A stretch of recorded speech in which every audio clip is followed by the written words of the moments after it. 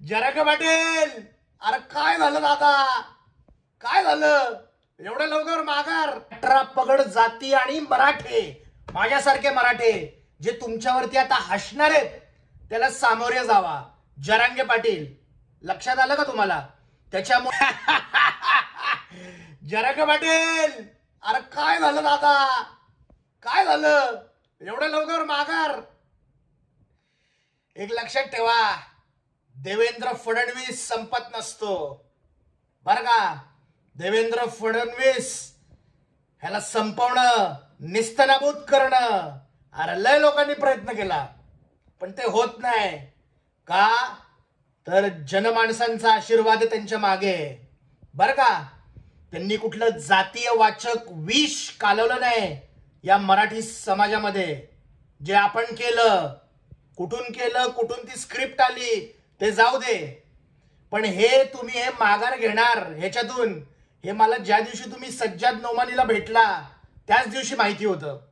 कारण तालिबानला माझा सलाम म्हणणाऱ्या सज्जाद नोमानीला जेव्हा तुम्ही भेटला तिथेच तुम्ही किती सिरियस आहात या आपल्या ह्याच्याबद्दल, आरक्षणाबद्दल, हे तिथेच समजून आलेलं आम्हाला बरं का.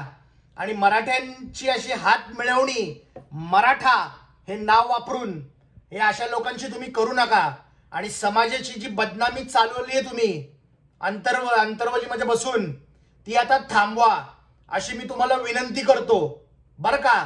आणि आता जो अख्खा महाराष्ट्र आणि अख्ख्या 18 पगड जाती आणि मराठे, माझ्यासारखे मराठे जे तुमच्यावरती आता हसणार आहेत त्याला सामोरे जावा. जरांगे पाटील, लक्षात आलं का तुम्हाला?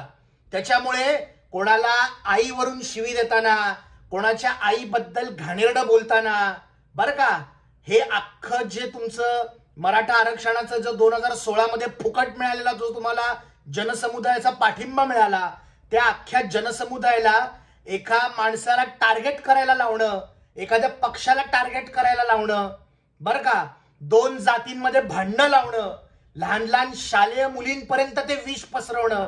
लहान लहान शालेय मुली अशा रडत म्हणतायत, मराठ्यांच्या मुली आमच्याशी बोलत नाही, तो मराठ्यांच्या मुली आमच्याशी बोल. हे विष तू कालवलंस जरांगे पाटील, आणि ह्याला तू जबाबदार आहेस. त्याच्यामुळे आज जे महाराष्ट्रभरात हास्य होऊन बसलेत आपलं, ह्याला आपण सामोरे जावं. ओके, धन्यवाद. आणि आता रिझल्टच्या दिवशी बघत बसा टीव्ही बर का. आणि देवेंद्र फडणवीस कसे मुख्यमंत्री होतात, महायुती परत कशी सत्तेत येते हे आपण बघा आणि टाळ्या वाजवा. Okay Jarange Patil, thank you.